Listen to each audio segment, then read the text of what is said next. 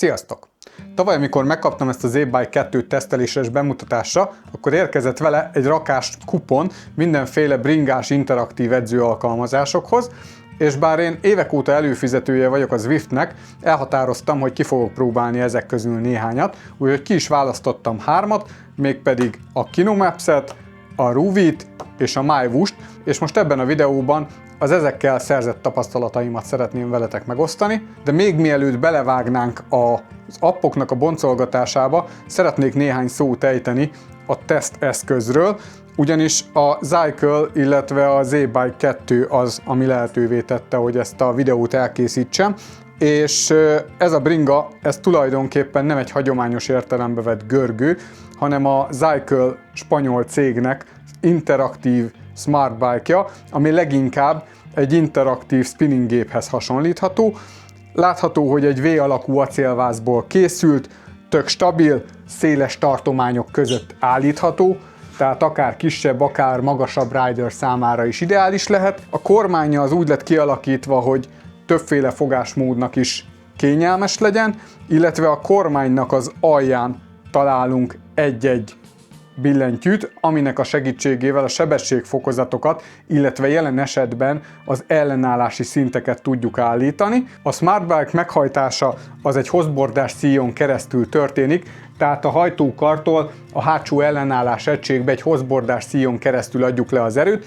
Ez azt teszi lehetővé, hogy nagyon halk tud lenni a hajtás, és tulajdonképpen csak az ellenállás állító motoroknak a hangját fogjuk hallani, de maga a meghajtás része az rendkívül csendes.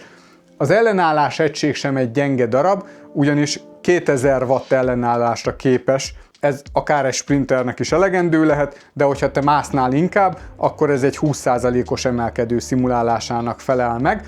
A hátsó részébe itt egy 14 kg-os lentkereket találunk. Ennek a szerepe az, hogy a bringázás során megszokott lendületet tudja leginkább szimulálni. A kormányra tudjuk rögzíteni a Zycle saját márkás tablet tartóját, ezzel a kis adapterrel, amit rá tudunk csatlakoztatni, és ide tudjuk ezt rögzíteni. Tök egyszerűen, egyébként ez nagyon tág határokon belül variálható, tehát akár egy tabletet is bele tudunk tenni, így forgatható, dönthető, de akár az én kisebb telefonomnak is képes befogadni a kijelzőjét, úgyhogy teljesen jól használható többféle telefontípushoz. És hogyha a kormányfogásunk az olyan, hogy zavaró lenne itt a tablettartó, akkor találunk az alján egy tripodmenetet, és akár egy háromlábú állványra simán tudjuk rögzíteni, és magunk elé akár le is tudjuk tenni egy asztalra, úgyhogy akár így is használható ez a tablettartó. Továbbá elérhető még hozzá a Zycle saját márkás pulzusmérő pántja, illetve pulzusmérő egysége. Ez Bluetooth és N+ kompatibilis, ugyanúgy, mint ez a készülék, tehát ez is Bluetooth és N+ képes. Ki is próbáltam, tehát Bluetooth-on és N+-on is ugyanúgy tud kommunikálni, illetve a tableten, hogyha nézzük az egérmozit, vagy pedig használjuk mondjuk a KinoMap-et, akkor itt a csatlakozó portoknál van egy USB kimenetünk, tehát USB-n keresztül hajtás közben is tudjuk tölteni magát a telefont, illetve a tabletet. A Z-Bike 2-höz egy kétoldalas pedált kapunk, egyik oldala platform, másik oldala pedig az SPD kompatibilis, ehhez egyébként stoplit is mellékelnek, tehát ha nincsen SPD stoplink, akkor is tudjuk használni egy SPD kompatibilis cipővel, illetve elérhető a csomaghoz még az itt látható edzőmatrac is, ami arra hivatott, hogy megvédje a padlónkat az izzadságtól, illetve a gépnek a súlyától. Ez egy 50 kilós szerkezet, úgyhogy azért ez nem egy könnyű darab. És most így az év elején a januári promóciójuk keretében akciós áron lehet hozzájutni ehhez is, illetve több más Zycle által gyártott termékhez is, illetve kaptam tőlük még egy kuponkódot is, aminek segítségével még többet lehet faragni ebből az egyébként is akciós árból. Az akcióval kapcsolatosan minden infót megtaláltok majd a videónak a leírásába, illetve minden linket erről, illetve a Zycle-ről is. Én az eltelt 2-3 hónap alatt elég sokat használtam már ezt az eszközt, és tényleg összehasonlíthatatlan egy hagyományos Wheel-on görgőhöz képest, úgyhogy csak ajánlani tudom, de akkor most csapjunk bele a lecsóba és nézzük az edzős appokat. A kerékpáros edzős appoknak a piaca véleményem szerint leginkább a bringás GPS-eknek a piacához hasonlítható.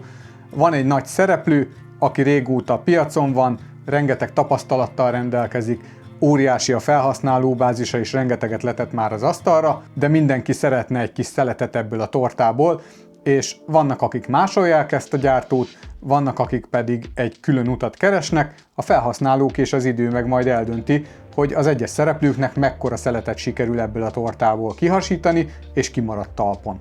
Nos, az Zwiftet már biztos jó sokan ismeritek, én is elő vagyok fizetve már évek óta, de azért mondanék róla pár szót. 2015 óta elérhető a publikum számára, a legnagyobb felhasználói bázissal rendelkezik. Ez tulajdonképpen egy virtuális világ, ahol le vannak képezve elképzelt és valós útvonalak. Ezt a virtuális világot grafikailag sokan úgy jellemzik, hogy ez a Need for Speed játéknak a bringás kiadása. Nos, ezzel lehet egyetérteni vagy vitatkozni, de minden esetre ez egy virtuális kitalált világ, és minden grafikai elem mesterségesen van benne létrehozva.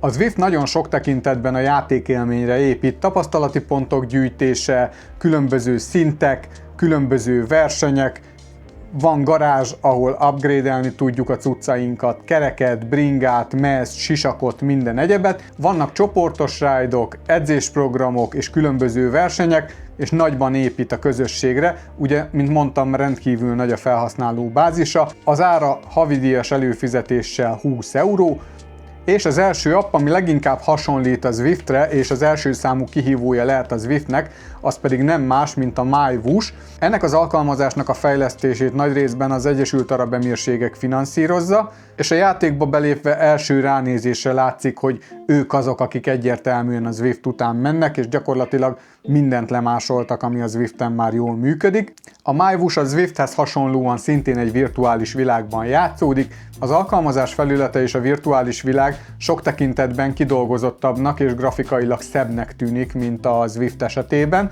ugyanakkor észrevehető, hogy egyes animációk és egyes mozgások kevésbé kidolgozottak. Két verziója létezik egy HD verziója és létezik egy egyszerűbb gépigénnyel rendelkező verziója. Ami érdekesség, hogy magukat a világokat le lehet tölteni, és offline módban is tud üzemelni, mindenféle social feature, illetve egyéb hozzáadott jóság nélkül. Ebben a rendszerben is nagy hangsúlyt fektetnek a játékélményre, vannak versenyek is, vannak pénzdíjas versenyek is, edzésprogramokat is tudunk válogatni, azokat is tudjuk követni, sőt a MyWhooshon vannak élő videós edzések is, ami azt jelenti, hogy fel tudunk iratkozni ilyen csoportos edzésekre, és akkor egy élő videón keresztül egy edző, egy instruktor vezet végig minket egy bizonyos edzés folyamaton, úgyhogy ha valakinek ez segítség, vagy ezt igényli, akkor erre is van lehetőség. Hátránya lehet sokak számára, hogy jelenleg még azért elég kicsi a közösség, a Zwifthez képest van időbeni lemaradása, de ami nagy előnye a Zwifthez képest,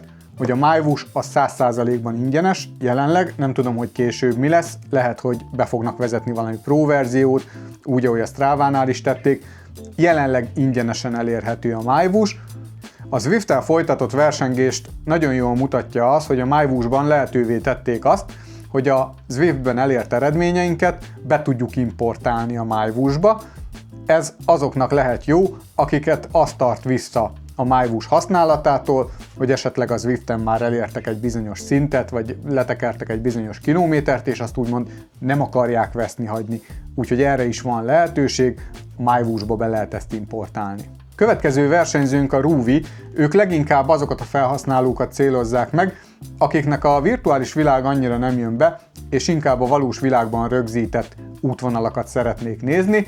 Nos, ők HD minőségben rögzített útvonalakat kínálnak, és ezeken az útvonalakon virtuálisan, számítógépes animáció segítségével rávetítve jelenítik meg a bringásokat. Az edzés indításakor be tudjuk állítani, hogy az adott pályán mennyi Ghost Rider legyen, tehát velünk együtt még hány ember tekerjen ezen a pályán, valamint teljesítmény alapján választhatunk több edzéspartnert, akivel párhuzamosan tudunk tekerni ezeken a pályákon.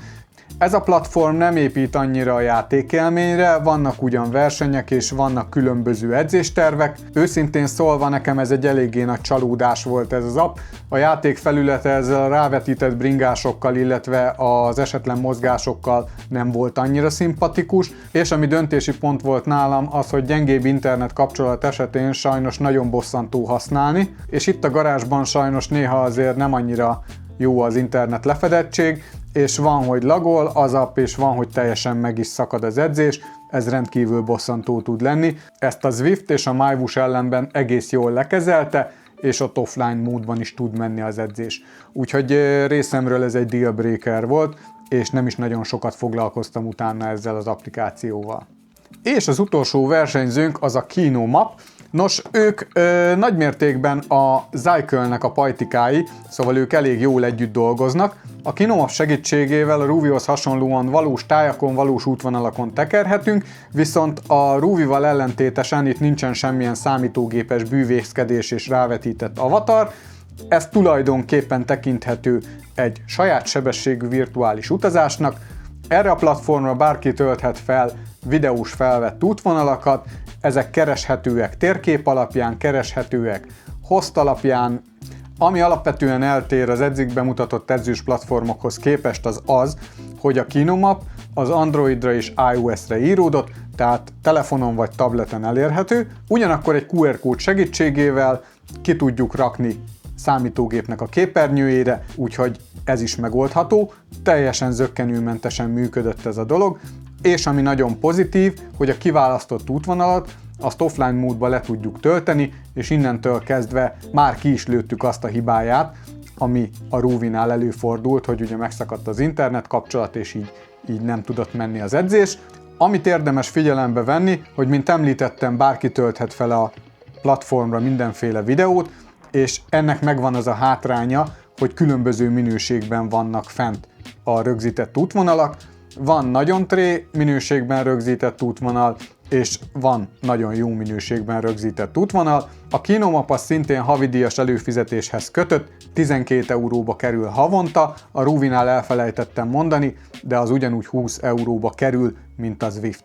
És így összegezvén a tapasztalataimat, mint említettem, a Ruvit azt abszolút kilőttem, számomra sem a képi világa, sem a rugalmatlansága nem jött be, úgyhogy ezt ki is lőttük.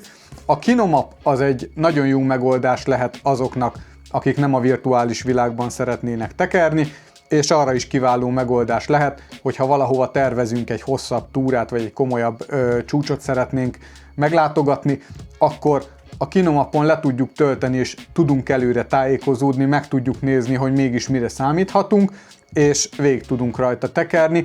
Ez szerintem nagy segítség lehet, és szerintem ezt érdemes is igénybe venni néhány esetben. Nos, a teszt nyertese az számomra egyértelműen a MyWush, árérték arányban mindenképpen. Elképesztő, hogy mennyire le tudták koppintani a Zwiftet, és biztos, hogy istentelen mennyiségű pénzt töltek a fejlesztésbe, és ha egymás mellé tennénk a két applikációt, és nem látnám a felhasználói számokat, akkor igazság szerint nem tudnám megmondani, hogy melyik volt előbb, a Zwift vagy a MyWush. Tehát szerintem, aki most ismerkedik ezekkel az interaktív bringás alkalmazásokkal, azoknak mindenképpen érdemes kipróbálni, de mindegyiket egyébként, nagyjából mindegyiknek van próbaverziója, tehát fájdalommentesen elérhető, és én tényleg javaslom, hogy szánjátok rá az időt, töltsétek le mindegyiket, mindegyiken töltsetek el egy kis időt, és az alapján szerintem jobban meg tudjátok határozni, hogy nektek melyik a jó. Ez a jelenlegi videó most ennyi lett volna, remélem, hogy tudtam valami hasznosat vagy érdekeset mondani ezekről az interaktív alkalmazásokról. Ha tetszett a videó, nyomjatok egy lájkot, és ha még nem tettétek meg, akkor iratkozzatok fel a csatornámra. Köszönöm, hogy megnéztétek. Sziasztok!